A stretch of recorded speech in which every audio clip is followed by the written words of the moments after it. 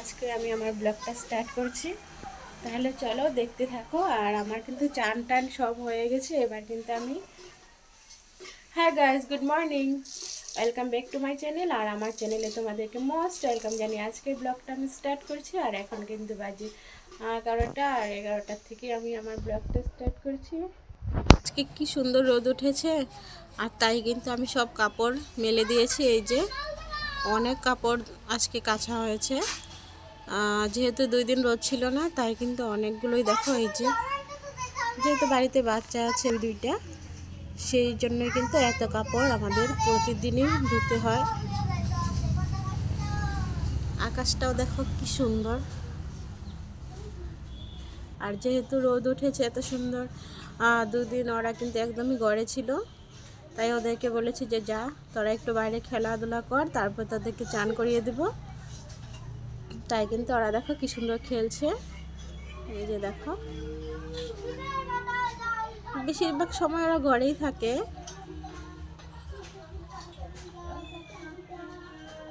আর বাইরে বেরোতেও দেই না বেশি, কারণ যেহেতু কারখানা বাড়িতে এদিক সেদিক কিন্তু রড, তারপর বালি পাথর এগুলো পড়ে থাকে, ওদের পায়ে খোঁচা লেগে যেতে পারে। তাই কিন্তু ওদেরকে আমি বাইরে বের করি না, ঘরেই থাকে।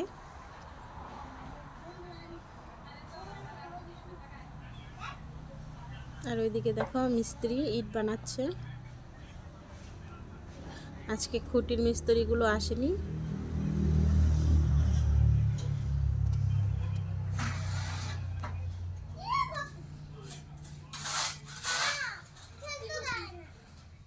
আচ্ছা বলো তো, এটা আমার কে হয়? কে কে বলতে পারবে?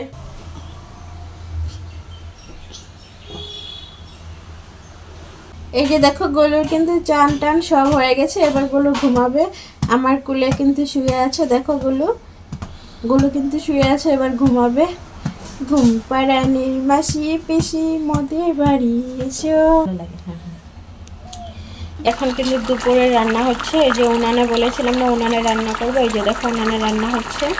এই যে আর মাছের ঝোল হচ্ছে ফুলকপি আলু দিয়ে। আর আজকে কিন্তু আর মাছটাকে সবজি দিয়ে রান্না করছি। আর এখানে চিকেন এনে রেখেছে, এই যে চিকেনটাকেও রান্না করা হবে। যদি উনানে রান্নাটা করি তাহলে কিন্তু এখানে বসে আমরা খেয়ে নিই। এই যে দেখো টেবিল চেয়ার এখানে রাখা হয়েছে।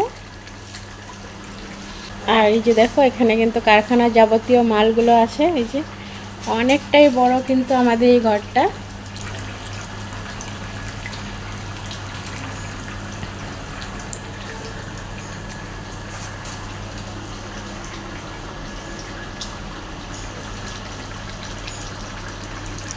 তোমরা হয়তো দেখে বুঝতেই পারছো, সব দিকে কিন্তু ওয়াল করা। এই যে আর এখানেই কিন্তু আমি উনানে রান্না করার জায়গাটা বের করে নিয়েছি। এখনো কমপ্লিট হয়নি ঘরটা। এগুলো হচ্ছে আমাদের ফ্রিজ। আমাদের দেখো, আমাদের কিন্তু এবার খাওয়া দাওয়া শুরু হয়ে গেছে।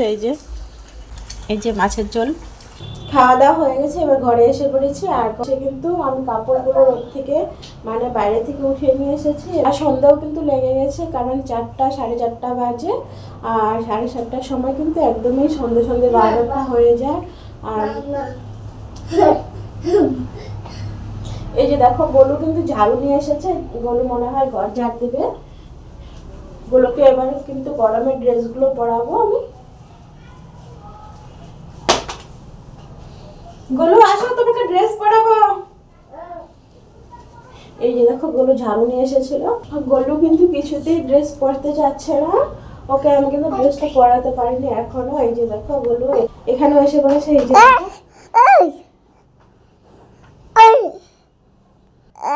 বাবা বাবা বাবা বাবা বাবা বাবা।